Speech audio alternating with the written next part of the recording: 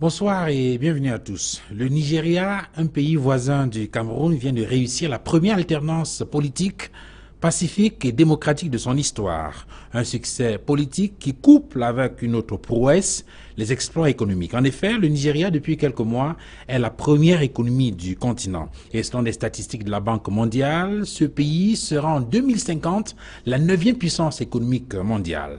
Comment le Cameroun, qui partage plus de 1700 km de frontières avec le Nigeria, peut-il tirer profit de cet exploit économique? Le modèle de développement économique nigérian peut-il inspirer les politiques publiques au Cameroun? La puissance économique du grand voisin, 160 millions d'habitants, est-elle un atout, une opportunité ou un talon d'Achille pour la croissance économique du Cameroun? Mais avant cela, y a-t-il des enseignements à tirer des élections qui viennent se dérouler au Nigeria, vu du Cameroun, vu l'Afrique? Ces questions et bien d'autres seront examinées dans le cadre de cette émission 237 de débat. Merci, madame, monsieur, de nous recevoir chez vous.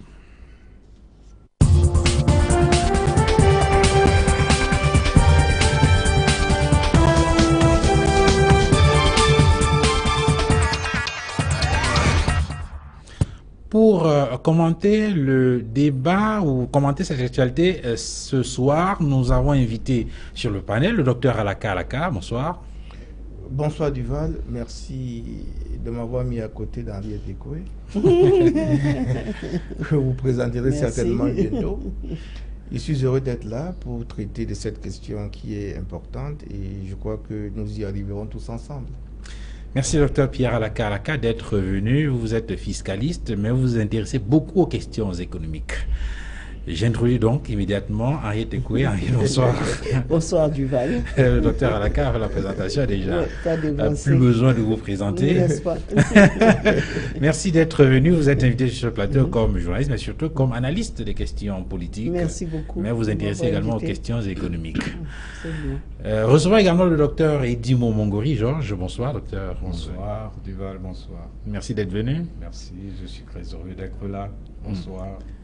J'ai hésité un peu tout à l'heure dans la présentation. Je me disais, est-ce que je vais dire politologue, est-ce que je vais dire économiste? Les deux. Merci en tout cas d'avoir accepté de venir sur ce plateau. En fait, vous avez fait des études aussi bien en ce qui concerne les sciences politiques que sur les sciences économiques. Exactement, merci. Introduisons également Ellie Smith. Bonsoir. Bonsoir. Merci d'être venu. C'est un plaisir pour moi. Alors, comment je vous présente? Journaliste ou membre de la société civile, ou simplement, ou analyste des questions politiques? Parce que je dois quand même dire que vous vous intéressez beaucoup à l'actualité politique sur le continent. Oui, je suis journaliste, mais je m'intéresse aussi sur des activités politiques africaines et l'économie africaine aussi. En tout cas, merci d'être venu sur ce plateau. Je voudrais peut-être immédiatement entamer avec vous, Ellie Smith. Commençons peut-être par examiner le Nigeria sur le plan politique, parce que c'est vrai que dans la deuxième partie du débat, nous allons nous intéresser à la puissance économique nigériane pour essayer de voir comment le Cameroun peut tirer avantage de cette puissance économique, mais d'abord au niveau de l'environnement politique. Quels sont les enseignements que vous tirez de ce qui vient de se passer au Nigeria? Est-ce que ça a été une surprise pour vous? Je vais rappeler qu'à la veille des élections législatives et présidentielles au Nigeria, tout le monde avait prédit le chaos au regard peut-être des violences qui avaient émaillé la campagne électorale. Est-ce que c'est une surprise pour vous que tout soit déroulé de façon calme? Quels sont les enseignements que vous en tirez, vous? Non, moi, je ne suis pas surpris parce que je connais bien le Nigeria. Mais j'étais très content parce qu'il y a en 2005, j'oublie le nom, il y a un journaliste américain qui avait déjà prédit qu'en 2015, le Nigeria serait, il y aurait une partition du Nigeria en 3 entités, la Fédération du Nord, du Sud-Est et du Sud-Ouest du Nigeria.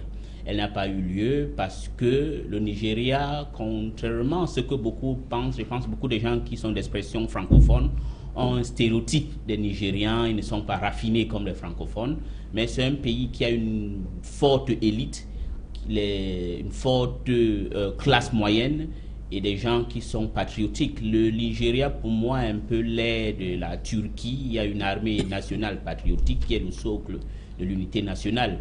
En ce qui concerne ce que je prends comme un exemple, ce qui a eu lieu au Nigeria, est que voilà un pays qui a 170 millions d'habitants. Il y avait eu 150 000 bureaux de vote Et en 48 heures, il y a eu ces élections, il y a eu les résultats sans problème.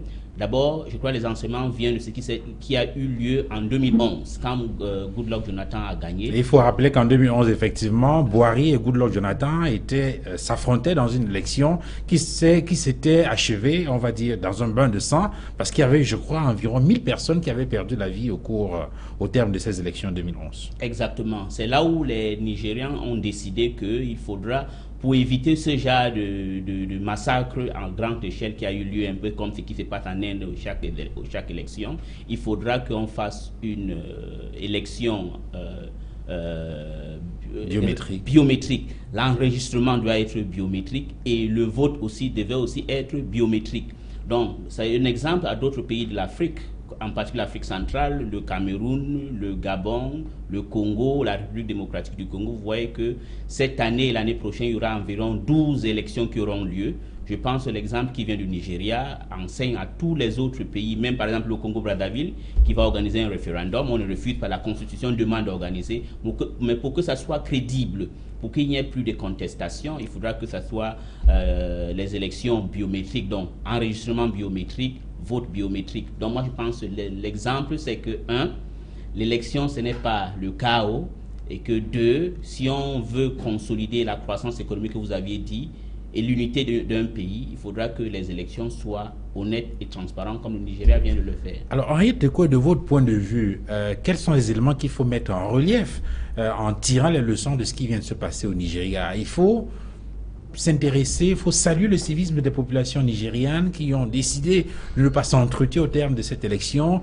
Il faut saluer l'indépendance de la Commission électorale nationale indépendante, ou bien, dans l'ordre de priorité, il faut peut-être aussi voir le comportement de Goodluck Jonathan qui, en observant les tendances, s'est rendu compte qu'il perdait les élections et donc n'a pas perdu de temps pour féliciter.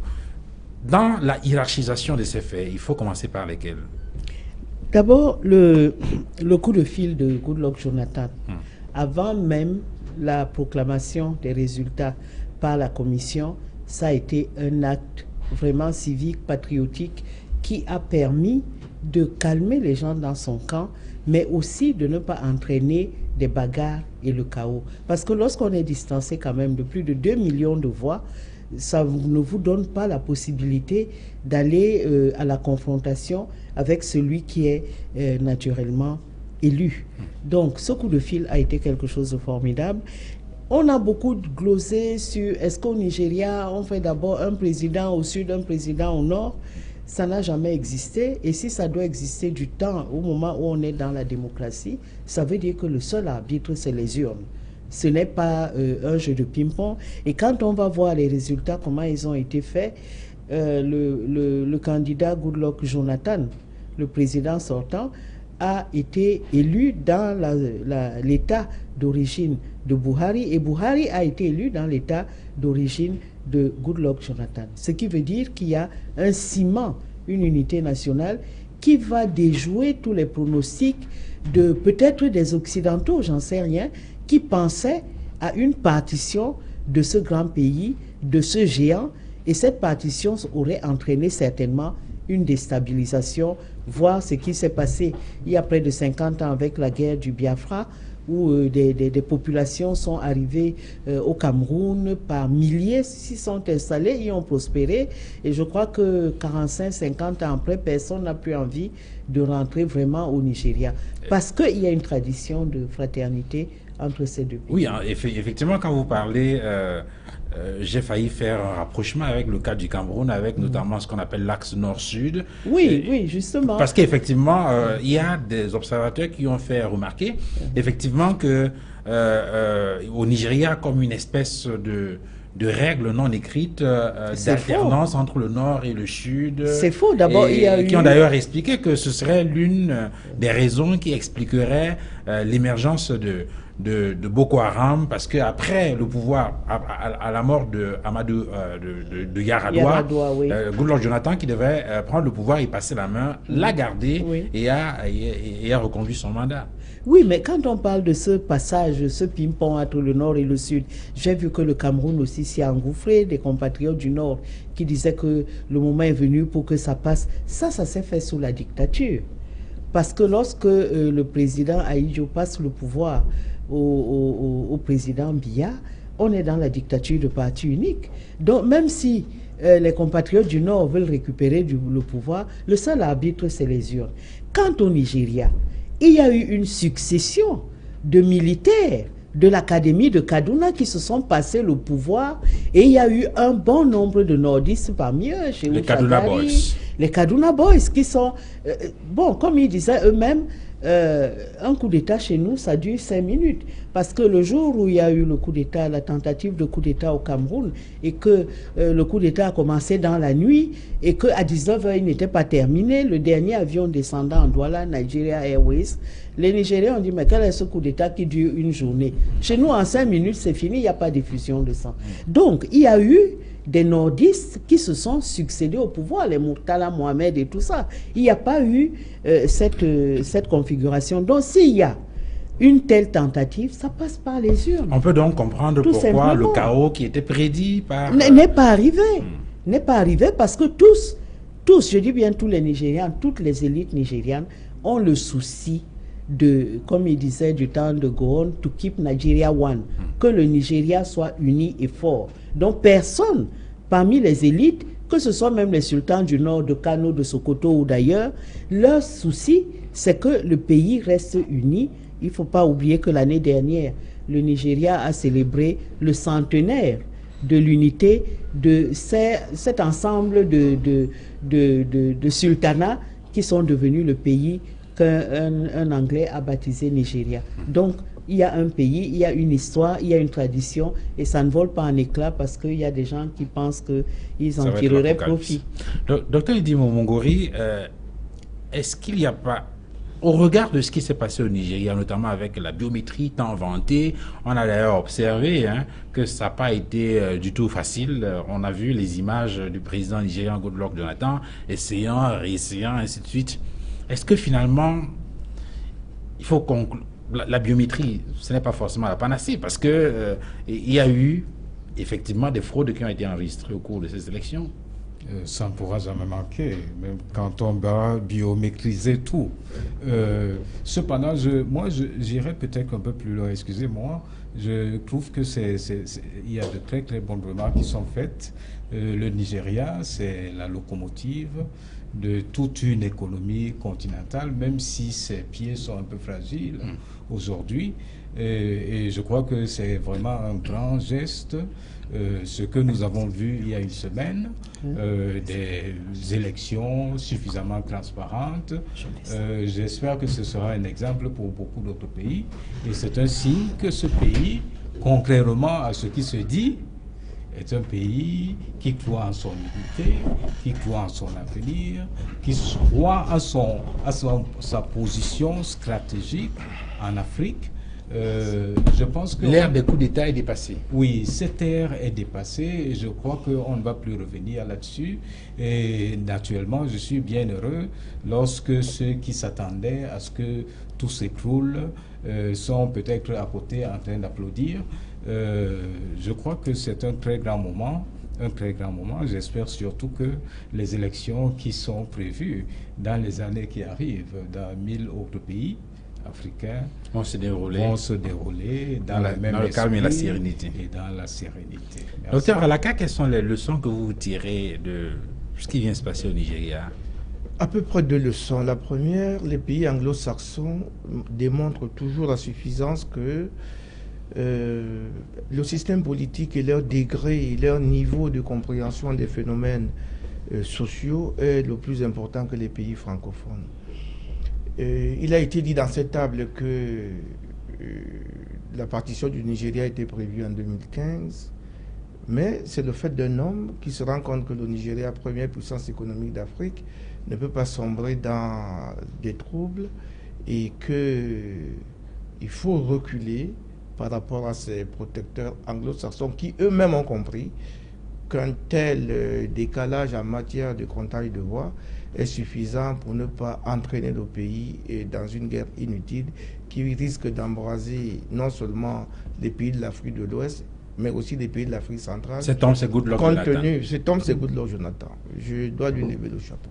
La deuxième leçon, c'est les tendances qui sont interdites dans les pays francophones. Parce que c'est les tendances qui permettent à une élection d'être libre, indépendante, honnête et sincère. Les tendances. Lorsque vous regardez tous les systèmes électoraux des pays francophones, vous allez vous rendre compte que les tendances sont interdites. Mais dans les pays anglophones, on n'interdit pas les tendances. Les tendances, c'est quoi? Il faut qu'on sache. Nous, quand on était au lycée, on élisait très souvent le... Président de la coopérative. Président de la coopérative, très bien. Ça se faisait de salle de classe en salle de classe. Chaque salle de classe avait son professeur titulaire. Et lorsque une salle de classe avait fini de voter, on sentait qui a gagné, on savait qui a gagné. Et quand les sixièmes avaient fini, on savait qui avait gagné au niveau des sixièmes, au niveau des cinquièmes, jusqu'en terminale. Donc, avant que le proviseur ne proclame qui est président de la coopérative, lui, il savait qu'il est président. Tout le monde, tous les électeurs savaient que voilà le président. On n'a pas besoin d'attendre les résultats dits officiels pour programmer une élection qui se veut transparente. Mais vous savez que ces mesures ont été introduites dans certaines règles de jeu, dans des pays qu'on ne va pas citer, le Cameroun. Mais les pays d'expression française. Pour des raisons, effectivement, enfin pour éviter ce qui s'est passé, on a fait l'expérience dans d'autres États et on s'est rendu compte qu'avec la publication des tendances, cela pouvait jeter de l'huile sur le feu. Non, mais justement, parce que les élections sont manipulées au départ. Il y a des faiseurs de président de la République qui estiment que tel doit passer, quel que soit les cas. Et qui, lorsque les tendances donnent favorable le candidat qui n'est pas le leur, eh bien, il crée le trouble. C'est tout. Il n'y a pas, c'est pas parce que la notion de tendance elle-même est mauvaise, parce que c'est la tendance qui règle le jeu démocratique. Au fur et à mesure qu'on évolue. Lorsqu'on se rend compte qu'un candidat à la présidence a gagné à Douala, par exemple, il est difficile de le battre dans le reste du pays. Quoi qu'on dise, même si les élections, comment ça s'appelle, le comptage, comment on appelle ça? Les comptes des voix. Non, ce truc qu'on appelle le recensement. Même si le recensement national de la population dit que Douala est la ville la moins peuplée par rapport à Yaoundé et par rapport à l'extrême nord, moi je pense que c'est complètement ridicule parce que il suffit de se mettre sur un hélicoptère ou là-haut pour voir le matin au midi, comment est-ce que ça brûle. On le fait à Yaoundé, on fait des photos, on va à l'extrême nord, on fait des photos. Les instruments de mesure sont nettement plus sophistiqués que ça, docteur. Non, l'œil est le premier instrument de mesure. L'œil est le premier instrument de mesure. Moi, je crois que Douala, c'est une ville qui va vers les 8 millions d'habitants. Pour être sérieux. Et Yaoundé n'atteint pas les 3 millions d'habitants. Comme ils disent que c'est le contraire, je dis non, c'est justement pour ces raisons-là. Et c'est pour ça qu'il est très intéressant aujourd'hui de remettre les tendances dans les élections, notamment les élections présidentielles. Parce que c'est ces élections-là qui sont susceptibles de créer le désordre. Et lorsque les tendances sont connues, et puis il n'y a pas de raison que dans 10 bureaux de vote, quelqu'un a gagné et puis après on vous dit que cette personne a perdu. C'est pas normal. Donc le Nigeria a fait là une démonstration extrêmement importante qui va peut-être pour les élections à venir dans les autres États africains être le point de mire, l'exemple à suivre. Et je crois que cet exemple sera suivi pour que nos États cessent de se comporter comme des pays soumis. Il faudrait que la communauté internationale accepte un candidat pour que ce candidat soit déclaré élu. Non. Sinon, ce n'est pas la démocratie. Alors, Elie Smith, vous qui vous intéressez aux questions électorales, notamment sur le continent, est-ce qu'il serait maladroit de faire une comparaison entre le contexte camerounais et le contexte nigérian, dont l'objectif peut-être de tirer les leçons? Non, il ne serait pas maladroit. Ces deux pays, je crois que le Nigeria et le Cameroun ont presque le même âge. La seule différence est que le Cameroun moderne a été créé en 61 et le Nigeria a eu l'indépendance en 1er octobre 60. Je crois qu'il faut. Le Cameroun, c'est un voisin du Nigeria Et je crois aussi qu'il y a l'humilité de la part des Camerounais à être honnête, de savoir qu'ici, on a organisé des élections qui n'ont jamais reflété la volonté populaire. Par exemple, le professeur Alaka parle ici des coopératives. Vous savez, on sait qui est populaire, mais au Cameroun, on a toujours fait ce qu'on y avait un gouverneur aux États-Unis, gerrymandering, qui changeait tout, comme on dit par exemple aujourd'hui que l'extrême nord est plus peuplé que la province du littoral, c'est archi faux. Je pense qu'on a beaucoup à apprendre. Et que, par exemple, moi, on félicite beaucoup Goodluck Jonathan. Il y a aussi un autre individu, un monsieur que je dois féliciter. Tahiru Jega. Tahiru Jega, oui. C'est quelqu'un à féliciter. Le président de la commission électorale. Exactement. Voilà quelqu'un qui n'a pas cédé aux pressions de différents groupes. Mais ici au Cameroun, moi, je me rappelle très bien, si je ne me trompe pas, en 92, le président de la Cour suprême camerounaise a raté une occasion en or de s'inscrire dans les annales de ce pays et dans le monde, en cédant aux pressions, en validant l'élection de Paul Biya, qui n'était pas vrai. Vous voyez que c'est deux corps différents. Il y a des gens qui sont patriotiques, il y a des gens qui pensent au peuple. Donc je crois qu'à Tahiru Jega, par exemple, je me rappelle, à 2 semaines de cette élection, il y a un mouvement de pression à l'est du Nigeria, le Movement for the Survival of the Reactualization of the Biafran Republic. Ils ont fait beaucoup de mouvements en disant que non, il faut qu'on enlève M. Jega. Jega est oui, c'est vrai que personne pratiquement lui faisait confiance. Personne lui faisait confiance. Que ce soit du côté du PDP ou de APC. Personne ne lui faisait confiance, mais il a tenu bon, il a dit écoute, moi, je vais continuer, je vais organiser les élections. Et puis même après ces élections, moi, je ne veux plus te poser... Bon, quand je posais la question sur le contexte, c'était en prenant par exemple la question de la bipolarisation de la vie politique. Dans le cas du Nigeria, il y a toujours, c'est vrai qu'Henriette Ekwe a semblé indiquer tout à l'heure, mais on a toujours le sentiment que ça se joue entre le nord et le sud. Est-ce que le contexte camerounais n'est pas forcément le même? Le contexte camerounais n'est pas forcément le même, mais c'est aussi parce que le Cameroun, il y a toujours eu de faux dès le début, que celui qui gouvernait le Cameroun dès le début venait du nord du Cameroun, et à un certain moment, les gens du nord du Cameroun ont cru. Il y a aussi cette tendance aussi au Nigeria, en particulier les gens du Sokoto. Les gens du nord musulmans croient toujours qu'ils sont nés pour gouverner, on les appelle born to rule. Je crois qu'au Cameroun, il y a aussi cette tendance, mais ce n'est pas tellement accentué. Mais au Nigeria aussi, Mme Henriette Ekwe l'a bien dit, les gens du Nord ont gouverné presque 35 ans de 50 ans. Vous avez la seule fois qu'un homme du Sud a fait un coup d'État, le coup d'État a eu lieu le 1er janvier 1966 par le général Ayonsi. En juillet, donc 6 mois plus tard, il y a eu un contre-coup d'État, on lui a tué. On a mis le chrétien du Nord, parce que les gens croient qu'il est musulman, il n'est pas musulman. Yakubu Gowon, il est du Nord, mais chrétien. Ils ont repris ce qu'ils croient qui est pour eux. Je crois qu'il y a un peu ça au Cameroun. Mais c'est ça qui a déclenché la guerre du Biafra. Du Biafra, exactement. La mort de Ironsi. Ironsi avec le massacre des Ibo et des Yoruba, en particulier des Ibo. Ici au Cameroun, oui, il y a un peu cette tendance parce que les gens du Nord pensent que ils ont perdu le pouvoir que Dieu, la France les avait donné en 60 et que pour eux, il faut reprendre. Mais je crois que la seule manière honnête à prendre les élections, c'est pas les urnes. Le Nigeria nous a montré, parce que si par exemple Buhari venait prendre le pouvoir par force, je crois que les gens du Sud devaient aussi réagir. Mais je pense que même les nordistes du Cameroun, il faut qu'ils apprennent à être humbles, à prendre le train de la démocratie, et qu'il faudra aussi que le gouvernement camerounais fasse un effort, comme on a vu au Nigeria, de faire que la commission, que ce qu'on appelle ici ELECAM, soit indépendant, et que le président de l'ELECAM du Cameroun aussi soit quelqu'un qui est un homme honnête, patriotique et intègre. Au-delà du Cameroun, peut-être d'autres exemples dans d'autres États que vous avez parcourus dans le cadre de ces élections, parce que il faut peut-être noter que en dehors, c'est-à-dire qu'en dehors du Nigeria, en dehors de l'Afrique, il y a peut-être d'autres exemples parlant de contexte. Dans le cas du Nigeria, il semble qu'au-delà de la biométrie, il y avait un contexte favorable, un environnement et des acteurs qui étaient propices à l'honnêteté dans le jeu politique. Oui, je pense, parce que premièrement, une autre... Il y a un pays comme le Congo, par exemple, que vous connaissez assez bien. Oui, au Congo-Brazzaville et l'autre grand Congo qui est le Congo-Kinshasa. Au Congo-Brazzaville, il y a, je crois que les gens du Congo-Brazzaville doivent beaucoup apprendre de ce qui se passe au Nigeria. Parce que la constitution, par exemple, au Congo-Brazzaville, interdit le président Denis Sassou Nguesso de se représenter pour un deuxième mandat. D'abord, son mandat est fini, il a fait 2 mandats, donc troisième mandat, c'est interdit. Mais la constitution permet qu'il faut un référendum. Bon, on ne doit pas refuser, mais nous savons tous que ce référendum serait biaisé.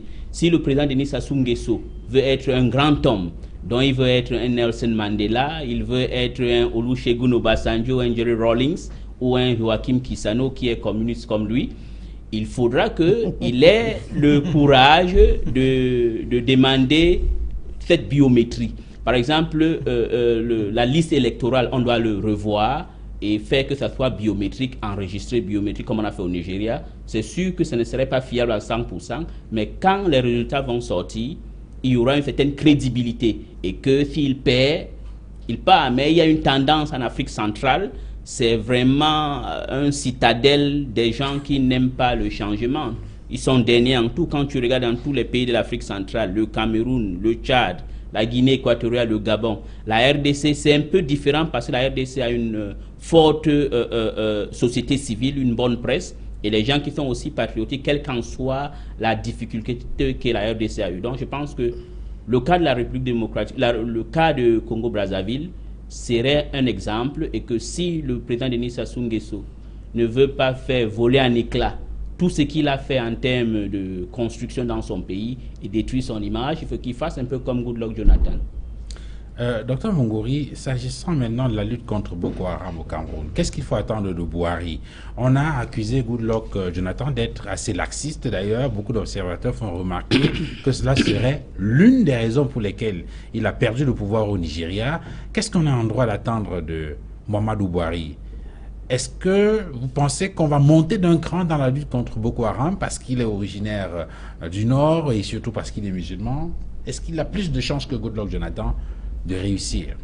Oh, je pense que Boko Haram, naturellement, c'est une force, entre guillemets, mais craquer un peu partout, je ne pense pas qu'ils feront le poids. Le Nigeria, pourra-t-il le faire tout seul? C'est une autre question. Je pense que le mieux, enfin, la meilleure stratégie serait d'aller vraiment en rang groupé avec le Nigeria, avec le Cameroun, le Niger et tous les autres pays voisins pour mieux craquer l'ennemi. Je ne pense d'ailleurs pas que Boko Haram, ce phénomène va encore trop se manifester.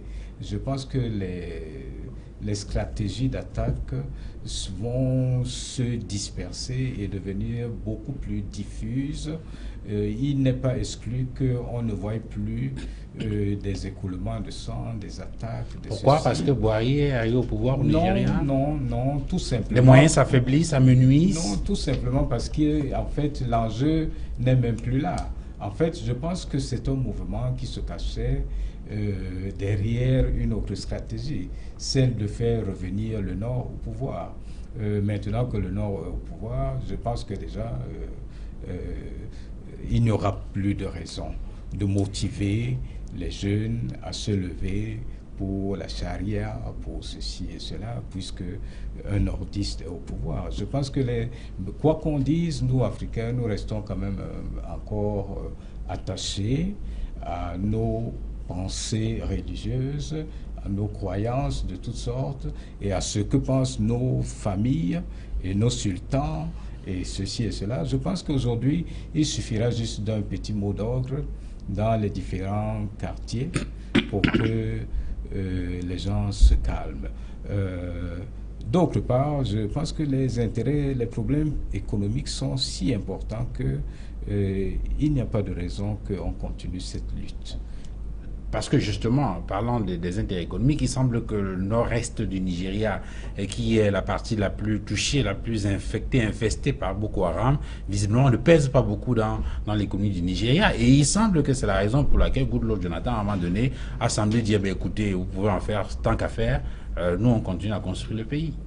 Oui, je crois que en fait, c'est aujourd'hui, on fait rentrer beaucoup d'argent dans les pays voisins, mais je ne pense pas qu'il y aurait encore des résurgences de ces problèmes de Boko Haram. Peut-être par moment on entendra parler, mais les problèmes, les intérêts aujourd'hui sont beaucoup plus ailleurs. Le Nigeria a à faire face à des défis énormes sur le plan économique. Naturellement, s'il arrivait que Boko Haram se lève, il sera rasé très rapidement. Les défis sont vraiment beaucoup plus importants. Il s'agit aujourd'hui de diversifier l'économie. Le cours du baril a chuté de 50%. Absolument, pour un pays qui est le premier producteur du pétrole. On va en reparler tout à l'heure. Docteur Alaka, quels sont les atouts de Muhammadu Buhari? Est-ce que vous partagez l'analyse du docteur Idimo qui semble indiquer que le fait qu'un originaire du Nord, musulman, soit arrivé au pouvoir risque de calmer un tout petit peu les ardeurs de Boko Haram? Non, mais il n'y a aucune relation de mon point de vue, dans la mesure où Boko Haram n'était pas une organisation nigériane. Boko Haram, simplement, il s'est démontré aujourd'hui, c'était un groupe mis en place, financé par les États-Unis et la France, c'est connu. On ne va pas marcher sur les sentiers battus, parce que le dessein américain, c'est de prendre les richesses du golfe de Guinée, alors que le dessein français, c'est de prendre toute la zone sahélo-sahélienne. Ça, c'est connu. Il fallait donc mettre Boko Haram pour désorganiser le Nigeria, parce qu'en désorganisant le Nigeria, on prend la zone sahélo-sahélienne, et les Américains descendent vers le golfe de Guinée, et au passage, le Cameroun est rasé, la Guinée équatoriale et tous les autres pays, et ils s'emparent des richesses. Bon, maintenant que Buhari au pouvoir, Goodluck Jonathan a détourné, parce qu'il fallait qu'il conteste ces élections pour que ça s'embrase, il a refusé de contester. Il a reconnu l'arrivée de Buhari au pouvoir. Maintenant donc que Buhari arrive au pouvoir, ben, ils ne vont pas passer par Buhari, parce que Buhari reconnaît qu'il tient sa légitimité du peuple nigérien. Et c'est ça qui est important. Lorsque les gens vous ont mis au pouvoir, vous devenez leur esclave. Et c'est ça que l'Afrique et l'Afrique noire n'a jamais compris et ne voudrait pas comprendre. Tant que des gens se disent que c'est telle organisation secrète qui m'a mis au pouvoir, c'est telle grande puissance, c'est telle communauté dite internationale de qui je dois le pouvoir, eh bien, vous devenez pratiquement esclave, otage de ces gens-là. Buhari n'est otage de personne, sinon que de son peuple, le peuple nigérien. Donc, il va dénoncer cette attitude de ces personnes, de ces États que j'ai évoqués tout à l'heure, et ces États n'auront qu'à faire une chose, délocaliser Boko Haram du Nigeria. C'est eux qui vont délocaliser Boko Haram du Nigeria. Parce que Boko Haram n'aura plus droit de citer au Nigeria, puisque le but de la manœuvre, c'était des élections. Comme le noir est toujours contre le noir, un noir conteste, et ils arrivent et ils mettent les noirs entre eux, ils s'entretuent, et puis eux ils marchent dessus, ils sont contents, ils s'enrichissent, pendant que nous on continue à s'appauvrir. Donc, s'ils ne délocalisent pas eux-mêmes leur Boko Haram, ça veut dire que le Nigeria Buhari va s'appuyer maintenant sur le Cameroun et le Tchad, que je soupçonne aussi parce que la présence du Tchad aujourd'hui dans cette guerre ne m'inspire pas beaucoup confiance, même s'ils font des résultats, dans la mesure où il y a en plein Tchad une armée complète française, avec les drones et tout et tout. Mais qu'est-ce qu'ils font là? Pourquoi le Tchad continue à accepter cette armée à cet endroit, dans leur pays? Peut-être au nom des accords de défense. Les accords de défense, je ne crois pas. Le Tchad n'est pas en guerre pour qu'il y ait des accords de défense. Et les accords de défense, pourquoi aujourd'hui, où 50 ans, 60 ans après les indépendances, on a encore besoin des accords de défense? Pourquoi on ne peut pas nous armer nous-mêmes pour défendre nos intérêts? Pourquoi on ne peut pas se mettre ensemble, nous, Africains, pour défendre nos intérêts? Et c'est là où je suis très d'accord avec le président Mugabe lorsqu'il a dit non à la force française qui voulait venir se greffer pour combattre Boko Haram. Il a préféré que ce soit des forces africaines, 7500 personnes. Et ça, c'est très important d'avoir Mugabe cette année à l'Union africaine. Comme président de l'Union africaine. Arrête, à écouter l'analyse du docteur Alaka, ça va se faire sur un claquement de doigts. Je veux dire, la gestion de l'éradication de Boko Haram.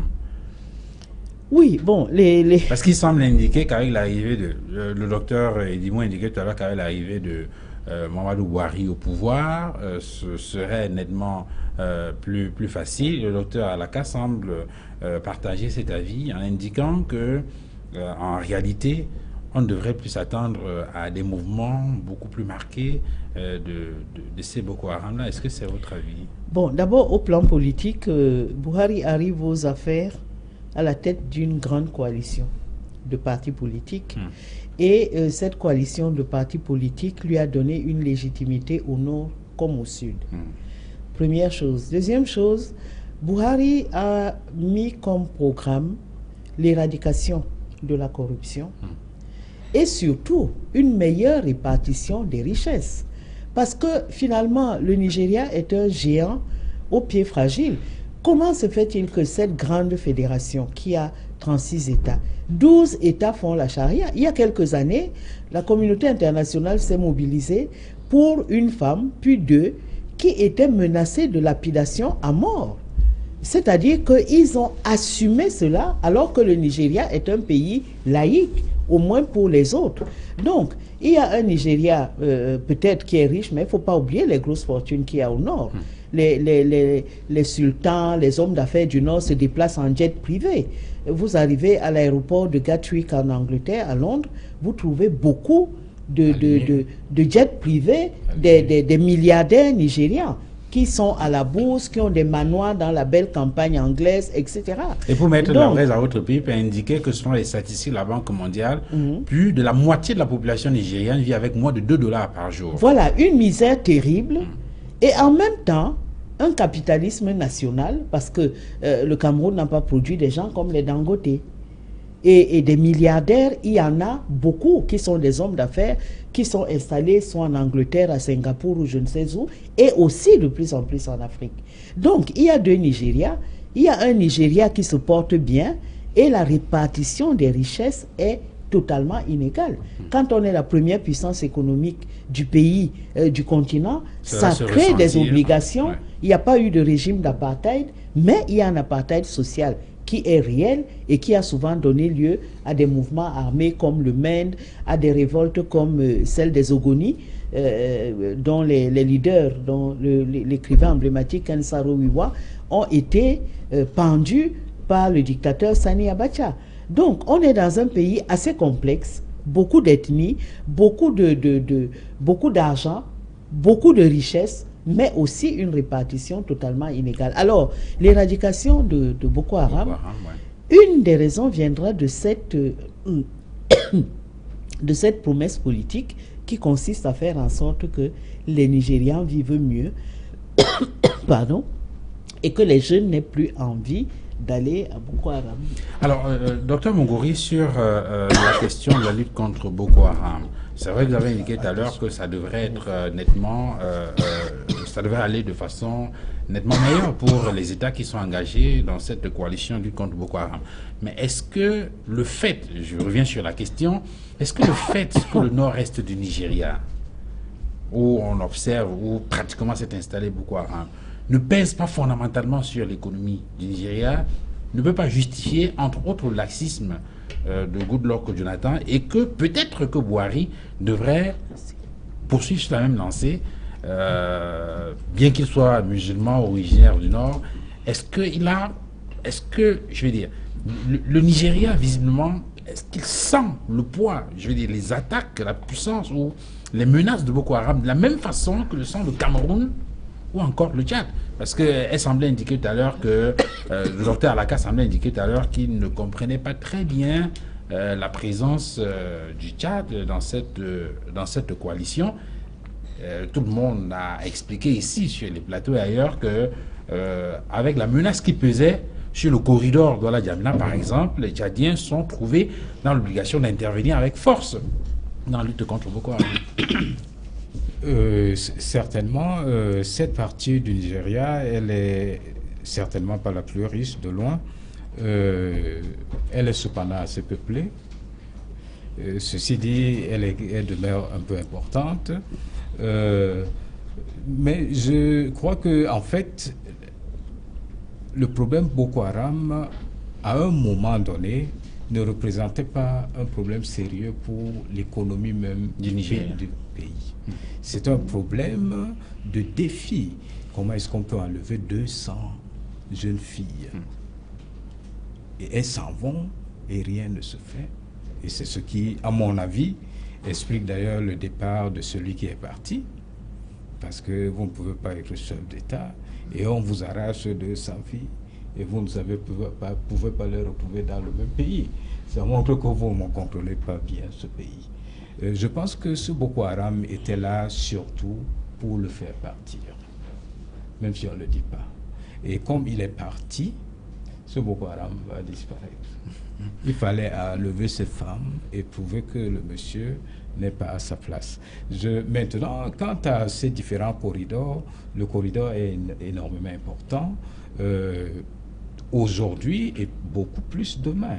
Aujourd'hui, le Nigeria est en train de construire 2 grands ports, celui de Badegri et celui de, comment on l'appelle, Beki, qui sont des ports qui vont désengorger entièrement Apapa, Lagos, qui est à ce jour surchargé. Vous savez que le port de Kribi peut être un gros rival et qu'aujourd'hui, il faut aller capter les excédents de flux commerciaux camerounais, nigériens, du Sud-Soudan. Il faut aller les capter le plus rapidement possible. Donc, il faut construire ces ports. Mais les corridors de Kanzi, il faut les laisser libres. Et en ce sens, pour nous autres pays voisins, Boko Haram est un problème. Il faut que les corridors de Kanzi, y compris celui qui sera terminé bientôt, Bamenda, Manfé, Ekok, Enugu, Lagos, qui va quand même raccorder un pays qui a une certaine tradition agricole à un pays qui est très riche en population, où on vend une banane aujourd'hui à 200 francs.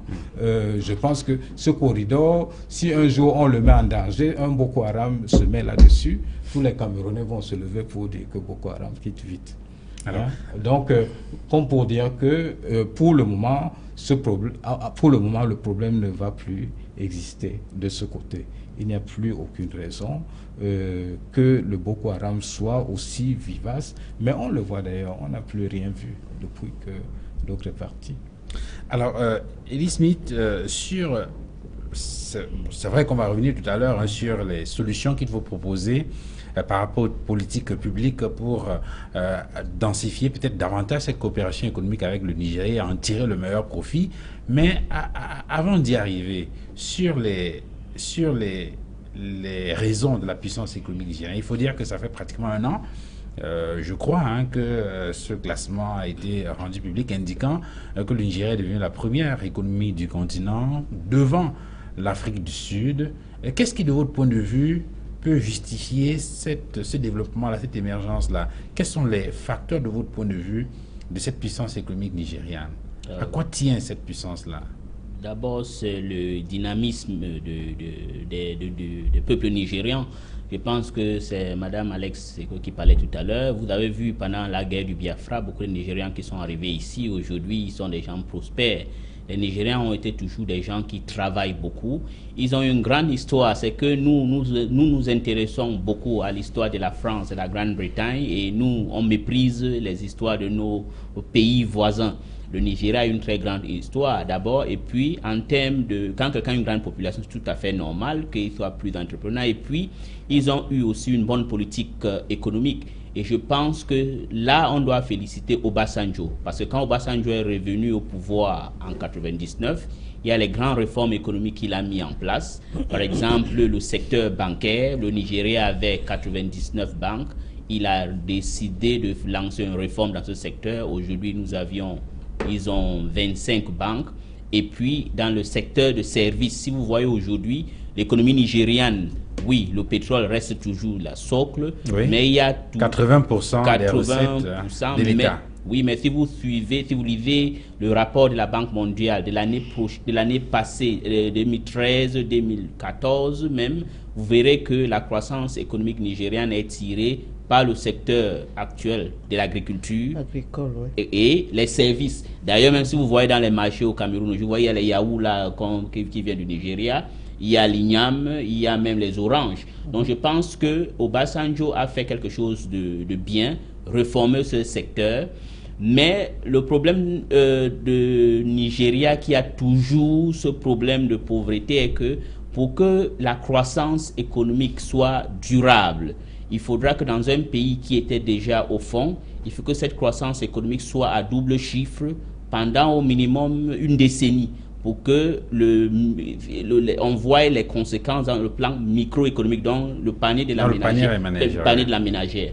Et le Nigeria donc a décidé d'opter pour un système libéral que moi personnellement j'aime. C'est sûr qu'un système libéral ultra a aussi ses inconvénients. Je pense que le fait d'avoir réformé le secteur économique nigérian, essayer aussi de faire un peu comme le président coréen a fait dans les années 60 en Corée du Sud, de créer des champions nigérians, faciliter les gens comme Aliko Dangote, faciliter les gens qui sont dans le secteur pétrolier, a fait que le Nigeria, c'est tout à fait normal. Il y a un autre secteur qui a beaucoup aidé le Nigeria, le secteur de la culture. Vous voyez quand même ici au Cameroun. L'industrie cinématographique. Voilà. Vous voyez avec Nollywood. Nollywood, par exemple. Et même la musique. Qui pourrait imaginer qu'aujourd'hui, les P-Square, Davido, on peut en citer un paquet. Ravis la vedette. Pouvait être aujourd'hui. Et pourtant, au Cameroun, dans les années 70-80, le Makossa était quelque part grand, était connu. Donc, vous voyez que c'est deux groupes de personnes différents. Il y a des gens qui ont une bonne société classe moyenne. Ils ont une bonne classe moyenne. Donc, nous, on n'en a pas encore. On a une petite classe moyenne. Donc, je crois que c'est un facteur de l'éducation. Ils ont beaucoup investi dans l'éducation, même comme si ce n'est pas assez, en particulier dans le secteur privé, parce que dans le secteur gouvernemental, il y a toujours beaucoup de grèves dans les universités. Je pense que le fait d'avoir réformé l'économie nigérienne en 1999, revoir qu'on commence à quitter petit à petit du secteur pétrolier, aller encourager le secteur manufacturier et l'agriculture et les services. Je crois que c'est les facteurs qui ont fait que le Nigeria est devenu ce qu'elle est devenue aujourd'hui et le Cameroun, je crois, peut s'en inspirer. Docteur Alaka, justement, en écoutant l'analyse de E. Smith, on a le sentiment qu'effectivement, les fondamentaux sont solides parce que je pensais qu'il commencerait par le pétrole pour dire que le Nigeria est la première puissance, je vais dire le premier pays producteur du pétrole, mais les économistes, j'en suis pas un, estiment que les pays qui fondent leur économie sur le pétrole sont des pays à économie vulnérable. Mais là, on a le sentiment qu'il y a beaucoup d'autres éléments qu'il faut prendre en compte. Est-ce qu'il ne faudrait pas ajouter, par exemple, la géographie et peut-être même ce pétrole-là? Pourquoi pas? Ben, écoutez, le Nigeria a, au jour d'aujourd'hui, dans sa place de première puissance économique d'Afrique, le Nigeria plafonne à 510 milliards de dollars américains en termes de PIB. Ouais. Le Nigeria, c'est... loin devant l'Afrique du Sud. L'Afrique du Sud est à 380 milliards de dollars de PIB, en termes de PIB. Le Nigeria, c'est pratiquement un taux de croissance qui monte chaque année. Ils sont à 7,8, je crois que bientôt, ils vont arriver à 10 et même à 11%. Le Nigeria, contrairement à ce qu'on peut croire, dans sa position de premier pays producteur du pétrole en Afrique, ne tire pas beaucoup du pétrole, contrairement à ce qu'on croit. Même si le pétrole rentre à concurrent de 80% dans les recettes de l'État. Mais la force de l'économie nigérienne est fondée sur ce que Smith a évoqué tout à l'heure, l'agriculture, les services, un certain nombre d'éléments sur lesquels le Nigeria a fondé sa puissance. Ce qui manque aux autres États. Et vous pouvez vous rendre compte que dans cette mouvance-là, le Nigeria a donné par ses banques de développement les moyens aux Nigérians d'occuper les secteurs les plus importants de l'économie. Dangote seul est dans l'agriculture. Et dans l'agriculture, c'est tous les secteurs de l'agriculture que Dangote couvre. Le café, l'arachide, le coton, l'arachide, c'est immense. C'est immense. Et puis, le Nigeria, c'est quand même les voies de communication.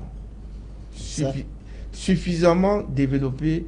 Les années 70, les premières les premières richesses du pétrole, issues du pétrole, ont permis de développer les voies de communication. Oui, c'est quand même 3500 km de voies ferrées. Ça doit rester insuffisant parce que le Nigeria est quand même immense. Ouais. Et contrairement à un pays comme le Cameroun, le Nigeria est immense. Je ne crois pas que le Cameroun aujourd'hui a 1000 km de voies ferrées. Il y en avait 600 pour le transcamerounais, plus 300 et puis les embranchements. Et quelques embranchements. L'embranchement de Malmayo n'existe plus. L'embranchement de Baba, de Konsamba a disparu. Alors qu'au Nigeria, on a continué à entretenir ces voies ferrées et ça permet les écoulements de marchandises, les mouvements des biens et des personnes. Et c'est tout ça qui fait qu'une économie soit prospère. En dépit de ça, ce qui montre que demain, le Nigeria va être encore une grande puissance, c'est que le secteur informel au Nigeria est le plus développé d'Afrique. Imaginez-vous que ce secteur informel rentre dans le secteur formel de l'économie, ça va être une croissance à 2 chiffres de 2, c'est-à-dire dans les 20% de PIB en termes de croissance. Donc, vous comprenez tout de suite, et on va arriver à ce niveau, le Cameroun, qui fait les 2 tiers de la population de tous les pays de la CEMAC, même pas la population de Lagos, le Cameroun aura intérêt, on le verra tout à l'heure avec les propositions sur le plan économique, à s'accrocher au Nigeria que de s'accrocher à des gens qui sont à plus de 6000 km et qui ne peuvent rien faire pour lui. Voilà. Aliko Dangote, finalement, Henri Tekoué, visiblement, pèse d'un poids considérable dans la construction de l'économie nigériane. À écouter les analyses qui sont faites par les uns et les autres sur le plateau, il semble, lorsqu'on regarde le récent classement, le classement du magazine américain Forbes, il entre au 23e rang et il semble que c'est la première fois qu'un Africain entre dans le 25 des grandes fortunes du monde. Est-ce que je veux dire, cet apport n'est pas négligeable dans la construction de la dynamique économique nigériane? Mais bien sûr. Monsieur a parlé tout à l'heure des réformes que Obasanjo a faites. D'abord, le Nigeria est une grande puissance agricole. C'est le premier producteur de manioc au monde. Il produit des oranges, il produit de l'igname. Et là-dessus, il y a une rivalité avec le Ghana. Donc, aucun secteur n'a été négligé. Par ailleurs, l'État a promu le capitalisme national, c'est-à-dire promouvoir par la protection du marché, par le développement de ce marché, promouvoir des hommes d'affaires, des industriels qui avaient un marché tout trouvé, à partir duquel Dangote peut aller investir au Cameroun, il peut aller investir en Ouganda, il peut aller partout. Et comme il a dit, dans les pays anglophones, j'ai plus de facilité à investir que dans des pays francophones où les procédures sont plus longues. Donc, ça a été une dynamique qui est peut-être dans la culture nigériane, qui est que, par exemple, lorsqu'il y a eu cette fête du centenaire, Madame Ngonjo Iweala Ngozi a dit, secteur par secteur, l'apport de ce secteur dans le PIB. Que ce soit la culture, avec le Nollywood, que ce soit la musique, que ce soit le pétrole, que ce soit l'agriculture. Peut-être même les télécoms, on n'en a pas beaucoup parlé. Les télécoms, qui représentent 10% voilà, du produit national. Voilà. Donc, c'est des gens qui ont le souci, non bien seulement d'avoir le tableau de bord de leur économie en permanence dans leur tête, de l'encourager, de pousser des pions, de protéger. Est-ce que vous savez qu'au Nigeria, si vous venez investir, disons que vous êtes la Lloyd, c'est une grande organisation, une grande société d'assurance. Vous êtes obligé d'être en partenariat avec un Nigérian. Exactement. Parce que chaque fois que vous voulez investir dans ce pays, on dit, bon, qui est intéressé par le secteur des assurances? Voilà la Lloyd qui arrive. Alors la Lloyd peut porter un nom barbare. Il y avait un nom là d'un Yoruba qui était avec la Lloyd, parce que c'est comme ça, parce que le partenariat est surveillé par l'État de très très près. Donc c'est libéral, c'est vrai, mais c'est régulé par l'État. Et l'État veille aux intérêts du Nigeria. Alors sur on n'a pas beaucoup évoqué l'aspect géographique, docteur Idiou Mongori.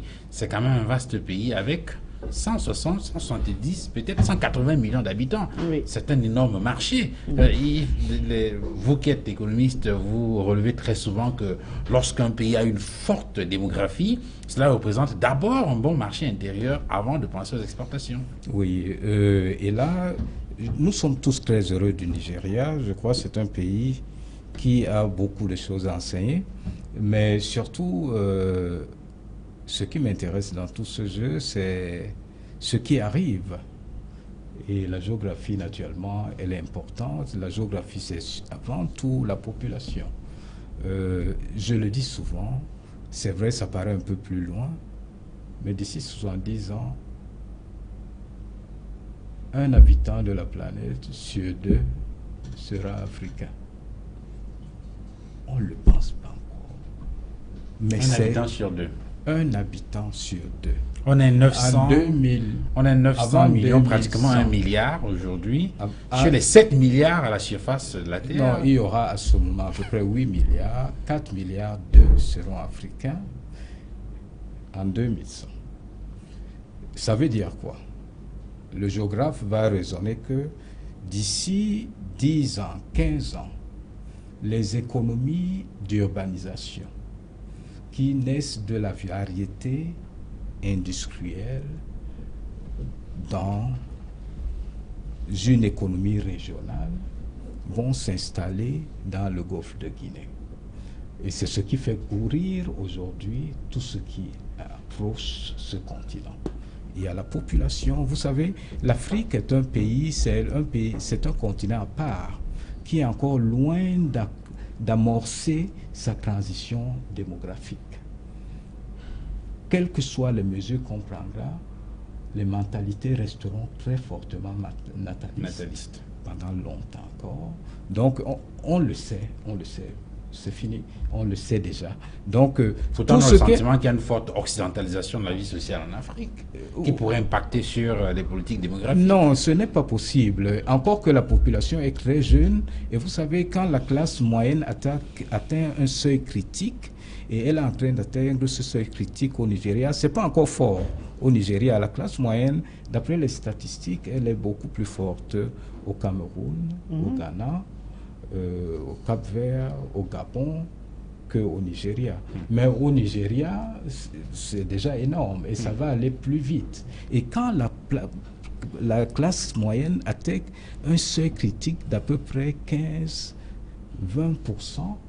et on y tend, ça veut dire que cette économie va dépendre d'elle-même. Elle va entrer dans un processus de consommation de masse. D'où l'intérêt des politiques à continuer à lutter contre la pauvreté. Parce qu'en fait, en luttant contre la pauvreté, on propulse tous les pauvres vers la classe moyenne. Parce que c'est la classe moyenne qui rend une économie totalement indépendante de l'économie extérieure. Et cette classe moyenne, elle est devenue très forte en Afrique. Elle va le devenir davantage. Et automatiquement, il est important aujourd'hui que le Nigeria organise quand même le commerce intra-branche, je veux dire la chaîne des valeurs industrielles dans la sous-région. C'est ce qui nous manque aujourd'hui. Vous savez que les Européens nous ont intégrés dans le marché mondial à travers l'agriculture, en fournissant seulement les matières premières. Et quand vous fournissez des matières premières, vous exportez votre valeur ajoutée. Ça, c'est automatique. Donc, il faut passer par l'industrialisation. C'est ce qu'il faut faire aujourd'hui. Autrement, nous aurons encore 4 milliards d'habitants, mais nous serons un géant au pied de l'argile. Les autres vont encore faire l'industrie chez nous. Et c'est ce qu'il faut craindre. Elie Smith, dans le développement que fait le docteur Idimo Mongori, ce que je retiens, je passe sous son contrôle bien évidemment, c'est qu'avec le développement de la classe moyenne, parce qu'il a commencé par la poussée démographique du Nigeria et donc partant du continent africain tout entier, pour montrer qu'avec le développement de la classe moyenne, on pourrait dynamiser davantage cette économie-là. Est-ce que c'est cela qui peut justifier qu'aujourd'hui, en termes de revenus par habitant au Nigeria, ce soit encore nettement un tout petit peu faible? Je voulais peut-être dire, lorsqu'on compare avec les BRICS, on a le sentiment que au Nigeria, je veux dire, le Nigeria reste encore derrière l'Afrique du Sud, même si c'est devant la Chine, contrairement à, je veux dire, par rapport aux autres États. Est-ce que ce schéma-là pourrait fondamentalement permettre de résoudre le problème de la richesse par habitant et donc d'accroître davantage ou bien d'amener à ce que cette croissance économique qu'on observe à travers les chiffres puisse se ressentir dans le panier de la ménagère? Vous parlez de la démographie. Absolument. Oui, d'abord le problème de BRICS, il y a celui qui a fait la phrase BRIC là, il s'appelle Jim O'Neill. Quand on voulait intégrer l'Afrique du Sud, il était contre. Il a dit qu'au lieu d'intégrer l'Afrique du Sud, il fallait intégrer le Nigeria. Et puis deuxièmement, le problème de PIB par habitant inférieur est souvent un peu décevant, ne reflète pas toujours la réalité d'un pays. Parce que si vous regardez un peu le PIB par habitant de l'Inde, par rapport à d'autres pays, c'est inférieur. Et pourtant, l'Inde, c'est une grande puissance économique. Et en termes aussi de la montée de la classe moyenne nigériane, je vais un peu différer avec le docteur Edimo. Écoutez, le Nigeria a une grosse classe moyenne, plus que le Cameroun. Le problème, c'est la population. La preuve en est qu'aujourd'hui, Porsche, les grandes marques aujourd'hui vont au Nigeria, en particulier à Lagos. S'il n'y avait pas une grande classe moyenne qui pouvait acheter les matières luxueuses, les produits de luxe, ils ne devaient pas y aller. Et puis la classe moyenne aussi, ce n'est pas uniquement l'achat. La classe moyenne aussi fait qu'une population, la réflexion d'une population différencie aussi. C'est l'intellectuel aussi, la manière de regarder le monde. La preuve en est qu'on a vu ça aujourd'hui. Ce qui se passe aux élections là-bas, s'il n'avait pas une classe moyenne importante, dont les gens qui ne sont pas toujours dépendants, parce que chez nous aujourd'hui, si aujourd'hui on n'est pas capable de prendre une décision, c'est parce qu'on est toujours dépendant. Il doit venir voir Madame Mariette, que Madame Maman, donne-moi un peu 100 francs aujourd'hui, donc je ne peux rien faire. Mais quand on a déjà une poussée d'une classe moyenne, on a déjà une certaine indépendance. Je vous donne un exemple. Si vous allez au Brésil aujourd'hui, je vais en Amérique latine régulièrement. Aujourd'hui, les Brésiliens, les gens d'Amérique latine, du Pérou, de l'Argentine, du Brésil en particulier, parce qu'il y a fait monter de la classe moyenne aujourd'hui, vous voyez, les gens font des revendications qu'ils ne faisaient pas auparavant. Ils ne sont plus dociles, ils ne sont plus comme des bêtes qu'on les prend d'un, aujourd'hui on les manipule. La preuve, c'est ça qui fait qu'ils vont au Nigeria. Même le problème des Chibok. Les mouvements contre les mouvements des Chibok Girls a commencé au Nigeria avant que tu avais ailleurs. Et pourtant, chez nous, ici, beaucoup de mouvements, c'est les autres gens qui dictent avant que nous, on les suive. Et sur le problème de la croissance, le problème démographique, je trouve que c'est une bonne chose pour qu'il y ait une grande natalité en Afrique. Je partage l'idée d'un monsieur qui s'appelle Walter Rodney. C'est un Guyanais. Il est mort en 1980. Il avait écrit un livre formidable, How Europe Underdeveloped Africa. Parce que le fait de croire qu'il ne faut pas avoir beaucoup d'enfants, la Chine aujourd'hui est ce que la Chine est aujourd'hui, c'est grâce à la politique de natalité, la population. L'Inde aussi. Donc je pense qu'aujourd'hui au Nigeria, ce que les Nigérians doivent faire, le gouvernement qui viennent, c'est de d'abord lutter contre la corruption, essayer de faire cette politique de partage de richesses. Et le partage de richesses aussi vient quand il y a une transparence dans la gouvernance. Là où il n'y a pas la démocratie, là où il y a une démocratie biaisée, où les gens gagnent les élections parce qu'on a décidé à Paris ou à Londres, il n'y a pas souvent parce que le monsieur qui gagne ne met pas en pratique une politique qui peut aider à la croissance. Même sur le plan d'industrialisation, le gouvernement de Goodluck Jonathan, en partant, a mis en place une politique de limiter l'importation, par exemple, des véhicules et les autres aspects des choses pour encourager la manufacture ou la production interne locale au Nigeria. Donc je crois que tout ça va se faire avec le temps. Et puis, moi, j'ai confiance à l'élite nigériane. Avant de continuer tout à l'heure, docteur Alaka, sur les défis, ce qu'on peut considérer comme les problèmes du Nigeria, sur lesquels peut-être le Cameroun peut surfer pour développer son économie, il y a un aspect, je voudrais peut-être qu'on se mette d'accord là-dessus. Finalement, la démographie est un atout ou un handicap? Moi, je pense que la démographie, c'est un atout. Contrairement à ce qu'il y a des mouvements qui viennent vous dire aujourd'hui que non. Il y a trop de gens. Vous voyez, Walter Rodney a dit quelque chose qui est simple. Pour avoir de l'eau distillée, il faut que l'eau là se chauffe au maximum à 100 degrés. Donc, au maximum, il faut beaucoup d'eau. Donc, si vous transposez ça chez nous, il faut beaucoup de gens pour qu'un jour, on puisse avoir la capacité. Même la Chine devient l'industrie du monde parce que si produire un stylo au Cameroun est plus cher que le produit en Chine parce qu'il y a une grande... Oui, mais il y a la difficulté justement, c'est qu'avec une population importante, ça représente un marché de consommation, mais en même temps, ça représente un poids, je veux dire une charge pour l'État. Est-ce que ce n'est pas à ce niveau de la difficulté? Non, la population produit. À ce moment, peut-être vous parlez d'une population de qualité. Oui, non, il n'y a pas de qualité parce que là, je ne sais pas si c'est... On va sélectionner. Oui, à propos des classes moyennes, il y a eu des classes moyennes ici, avec le plein emploi des diplômés. Ce sont les plans d'ajustement structurel qui ont fait voler en éclats la classe moyenne qui était en plein essor dans les années 80. Comment le Nigeria s'en est sorti avec les plans d'ajustement? La ministre du pétrole, je crois que c'était encore une fois Madame Gouzi, a décidé, a dit au président, écoute, on peut prendre l'argent du pétrole, on paye la dette et on n'est pas sous les plans d'ajustement structurel.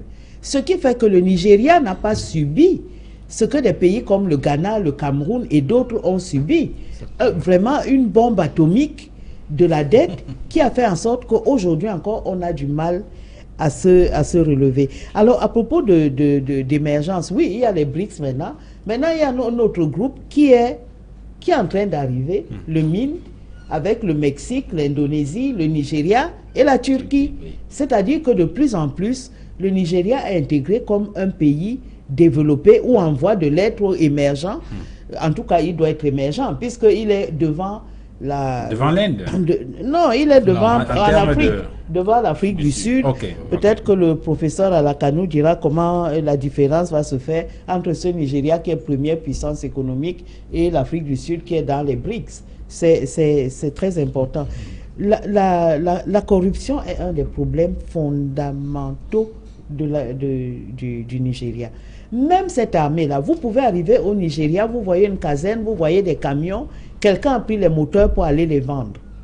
Donc il y a une corruption telle qu'il peut arriver des moments où même l'armée, toute puissante qu'elle est paralysée par les problèmes de corruption. Alors docteur Alaka, comment le Cameroun peut-il tirer profit de son voisinage avec la première économie d'Afrique?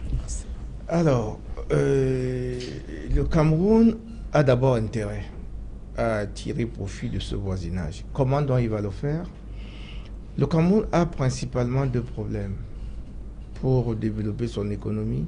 Le problème du crédit, qui est plombé par l'utilisation d'une monnaie qui n'est pas la sienne. Donc aujourd'hui, il faut régler ce problème et le Nigeria peut aider le Cameroun à régler ce problème. Comment? Comme le Cameroun ne peut pas engager un bras de fer avec la France, il faudrait que le Cameroun fasse à peu près trois choses. La première chose, c'est d'abord réformer le conseil d'administration de la BEAC, où la France doit avoir une voix sur 7. Le Cameroun a les moyens de le faire parce que c'est le Cameroun qui tire tous les pays de la CEMAC, de par son économie qui est la plus importante. Et la deuxième chose, le Cameroun peut et doit obtenir à ce que le trésor français qui garde les réserves de son pays, que ce ne soit plus le trésor français qui garde ses réserves, que les réserves soient transférées à la Banque centrale européenne. Parce qu'aujourd'hui, le CFA est greffé à l'euro.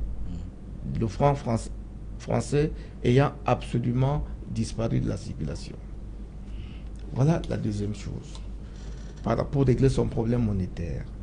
Et la troisième chose maintenant, le Cameroun doit ramener la planche à billets de la Chamalière à Clermont-Ferrand à la BEAC, au sous-sol de la BEAC, où il y a des machines. Ça va être difficile à obtenir tout ça. Mais si le Cameroun ne réussit pas à l'obtenir, alors le Cameroun peut maintenant faire ses transactions avec le Naira. Compte tenu de la il y a des gens à Yaoundé qui vont me dire oui, le Naira, mais le franc CFA. Autant mieux traiter avec son frère, qui a une monnaie forte, qui a une monnaie reconnue aujourd'hui, que de traiter avec quelqu'un qui vous prête sa monnaie et qui vous prend toutes vos économies et toutes vos réserves pour garder ça par devers lui ou par devers elle. Ça dépend. Si ça marche, c'est bon, ça peut être une transition facile qui peut amener le Cameroun progressivement à maîtriser la planche à billets. Ce que vous ne savez pas, c'est que des choses comme Boko Haram peuvent être financées par l'OCFA parce que le Cameroun et la BEAC ne maîtrisent pas suffisamment la numérotation des billets. Et maintenant, si les réserves des États de la CEMAC via le Cameroun sont transférées à la Banque Centrale Européenne, il faudrait que ce soit le président de la commission de la CEMAC qui gère et contrôle et vérifie ces réserves-là à la Banque Centrale Européenne. Donc maintenant... Donc le premier levier est un levier monétaire. C'est un levier monétaire. Sinon, le Cameroun a intérêt à traiter ces questions de financement ou de transactions internationales avec le Naira. Avec l'avantage que le SWIFT, il y a quelque chose qu'on appelle le SWIFT, qui est logé à Bruxelles, mais qui est géré par les États-Unis, qui permet les transactions internationales. Vous ne pouvez pas faire une transaction internationale si ce n'est pas fait en dollars. Et le SWIFT est le moyen qui permet à toutes les monnaies de se greffer au dollar. Et les BRICS, via la Chine, d'ici 2 ans, vont mettre en place le CIPS, qui va concurrencer le SWIFT. Et par conséquent, le Cameroun pourra échapper à la France en utilisant le Naira pour ses transactions internationales via le CIPS chinois.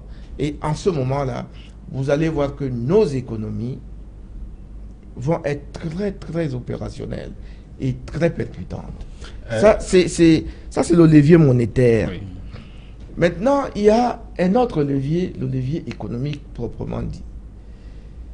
Le Cameroun doit se retirer des APE, des accords de partenariat économique, et faire un accord de partenariat économique avec le Nigeria. Cet accord de partenariat économique peut viser 2 choses.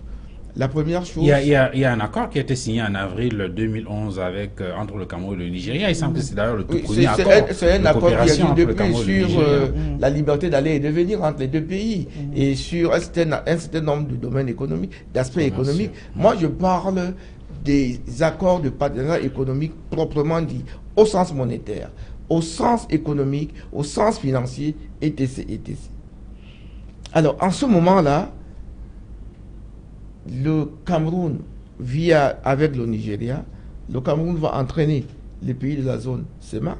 Le Nigeria va forcément entraîner les pays de la zone de la CEDEAO, de la zone CEDEAO, et on va arriver à une situation telle que une jonction des 2 grands ensembles qui fatalement pourraient même trouver en le Naira leur monnaie d'échange.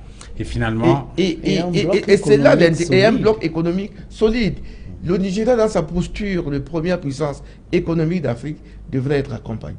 Et s'il est accompagné, il va tirer les autres États vers un meilleur développement. Et comment ça peut se matérialiser? Un pays comme le Cameroun, qui veut s'ouvrir au Nigeria, parce qu'on a placé ce qu'on appelle le mur de Berlin, pour éviter qu'il y ait des mouvements entre l'Allemagne de l'Est et l'Allemagne de l'Ouest. Voilà. Et ça se fait ici entre l'Afrique de l'Ouest et l'Afrique du Centre, qui sont...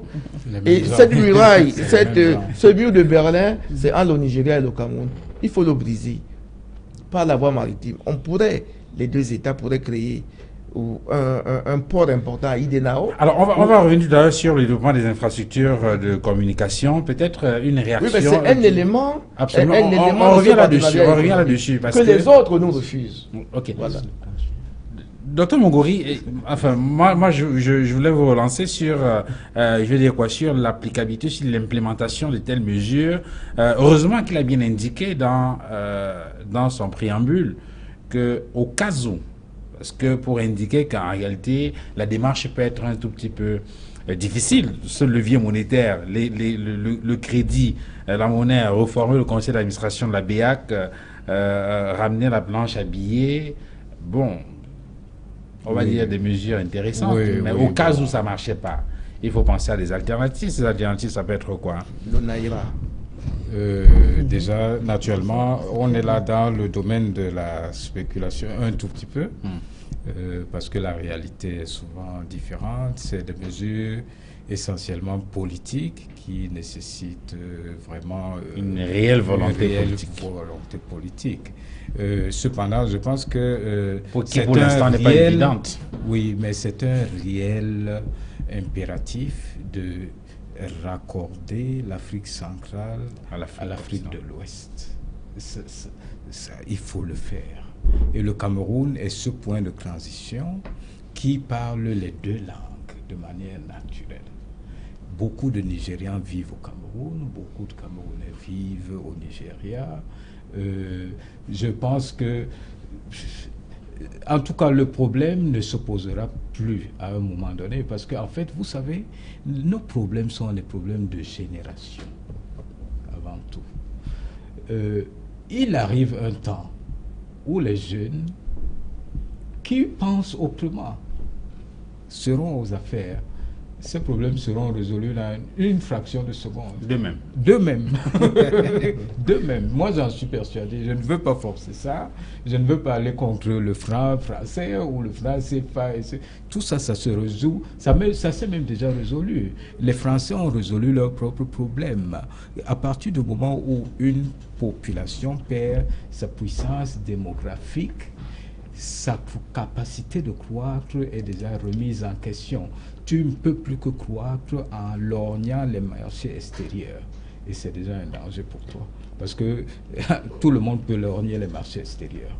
Tu dois compter sur tes propres marchés d'abord. Et Lee Smith, est-ce que l'autre levier, est-ce que l'autre moyen ne serait pas, par exemple, d'identifier les difficultés du Nigeria, les défis qui se posent au Nigeria aujourd'hui, et peut-être surfer là-dessus? Je prends un exemple. Il semble qu'aujourd'hui, au Nigeria, il y a une offre énergétique qui est très insuffisante et qui pourrait intéresser le Cameroun. On parle, par exemple, il semble que pour cette année, le Nigeria a, par exemple, besoin d'environ 3 millions de tonnes de riz. Oui, je pense normalement un pays qui est sérieux, qui a de perspectives, voit un peu, c'est la concurrence, voit un peu là où il peut. Parce que le Nigeria, c'est un grand marché, même en termes de énergétique. Je me rappelle, je ne sais pas l'année exacte, ici au Cameroun, bon, c'est la politique camerounaise, il y a une chute d'eau dans le nord-ouest du Cameroun qu'on appelle la Menchum Fort. Le gouvernement nigérian, à un moment, avait voulu la financer pour aider au problème de déficit énergétique au Nigeria. Mais je pense au Cameroun, je crois comme monsieur vient de dire, il y a un problème générationnel. Il y avait une peur bleue du Nigeria, les gens du Cameroun n'ont pas voulu. Et il y a beaucoup de choses, même en termes même de produits manufacturés. Il y a des produits au Cameroun qu'on peut peut-être vendre au Nigeria. Par exemple, quand vous voyez, par exemple, ce n'est pas la publicité que je suis en train de faire, c'est Biopharma, qui est une société qui fait dans les cosmétiques. Dans les cosmétiques. Je pense que le Nigeria peut être un grand marché pour eux. Donc, je pense que le Nigeria, c'est une chance pour le Cameroun, contrairement à ce que nous on pense. Par exemple, le port de Victoria, on appelle Limbe. Si ce port était construit, ça devait être un peu ce que le Cotonou fait aujourd'hui à Lagos. Le port de Cotonou vit grâce au Lagos, parce que le port de Lagos est tellement plein engorgé que tout le monde va là-bas. Donc, si on avait construit le port de Victoria, qui ça fait 50 ans qu'on ne le construit pas, je crois que ça devait résoudre le problème. Et c'est là où, si un jour il y a un problème, entre construire le port de Kribi et le port de Victoria, je pense que le gouvernement camerounais a fait une fausse analyse, peut-être par problème géopolitique. Ils ne veulent pas comme c'est une province anglophone. Ils pensent que s'ils le font un jour, il y aura sécession, ils vont partir. Mais c'est stupide, parce que si on développe ce côté au maximum, il n'y aura pas raison d'avoir une sécession un jour. Docteur Alaka, on est pratiquement à la fin de l'émission. Est-ce qu'il ne faudrait pas penser à densifier davantage les échanges entre le Cameroun et le Nigeria? On parle aujourd'hui des échanges qui sont évalués à pratiquement 382 milliards de francs CFA. Est-ce qu'il n'y a pas une possibilité de densifier davantage ces échanges-là pour permettre et peut-être ramener un peu plus l'informel dans le formel, pour que l'économie camerounaise puisse bénéficier de cette puissance économique nigériane? Eh bien entendu, c'est par là que j'étais en train d'évoluer pour dire que pour développer les échanges, il faut bien qu'il y ait des moyens de communication. Des routes. Des routes. Un projet. Vous rêvez d'un axe qui irait de Douala à Calabar, je sais pas. Voilà. Et le port dont il a évoqué tout à l'heure, qui peut être soit à Limbe, soit à Idenao, serait d'un atout extrêmement important. On peut même continuer la voie ferrée, le chemin de fer. On peut mettre des autoroutes entre le Cameroun et bon. On peut faire beaucoup de choses à ce niveau-là pour que les deux entités se rejoignent. Parce que c'est les deux qui font le tampon. Le Cameroun pour l'Afrique centrale et le Nigeria pour l'Afrique de l'Ouest. Maintenant, au niveau des échanges, moi, je vous prends un produit simple, le héros, le coq. Si vous voyez, vous mettez à l'Arcelor ou ce qui en tient lieu, vous allez voir tous les jours des cas. Mais où est le ministre de l'Agriculture du Cameroun pour comprendre que le coq qui est vendu au Nigeria tous les jours et qui est recueilli de manière sauvage en brousse, comment ne pouvait-on pas comprendre qu'il est grand temps de développer l'agriculture du coq? Ce serait un produit important et pour que mettre, le Nigeria affectionne. Pour mettre de la braise à votre pipe, j'ai discuté avec quelqu'un dans la préparation de cette émission qui me faisait remarquer qu'il y a l'igname est beaucoup consommé dans la partie orientale du Nigeria et il y a une forte production plus ou moins intéressante de ce côté, au point où le gouverneur de la région du Nord-Ouest à un moment donné a été obligé de décider un embargo pour que cette quantité importante d'igname ne sorte plus afin de rester à l'intérieur du pays et soutenir la consommation. Regardez l'ouest du Cameroun qui est une région essentiellement agricole, l'ouest, le nord-ouest et tout, et même le sud-ouest. Mais le Nigeria est un marché extrêmement important. Comment nous a-t-on fait croire depuis plusieurs années, et nous comme des moutons, comment on a pu accepter de ne pas développer de manière exponentielle ce genre de commerce avec ce genre d'échange avec le Nigeria? Je crois qu'aujourd'hui, l'arrivée de Buhari peut être d'un atout parce que c'est quelqu'un, c'est un militaire, il aime la paix. Je peux déjà vous rassurer que les problèmes sécuritaires, ça va être réglé parce qu'il n'accepterait pas la présence de Boko Haram, dont il n'est pas partie prenante, dont la stratégie ne l'avait pas associé. Il n'était pas associé à la stratégie de Boko Haram. Mais en même temps, docteur Alaka, est-ce qu'il ne faut pas craindre, est-ce qu'il n'y a pas de précaution à prendre pour que la densification de ces échanges avec le Nigeria ne phagocyte pas le Cameroun? On a par exemple remarqué que dans la partie septentrionale du Cameroun, il y a un commerce de carburant frélaté, le Zoazoa, qui a pratiquement, je vais dire... non, mais nous avons déjà, je crois, une direction de la Nord. Comment ça s'appelle, la Nord, là, les contrôles de qualité. L'agence de la norme et de la qualité. Mais ils doivent faire leur boulot, ils doivent faire leur travail. Chacun doit faire son travail. Moi, ce que je pense, c'est que personne ne peut phagocyter personne. C'est un marché, les grands enfants, c'est un marché. Non, pourquoi l'Union européenne n'a pas phagocyté les petits pays?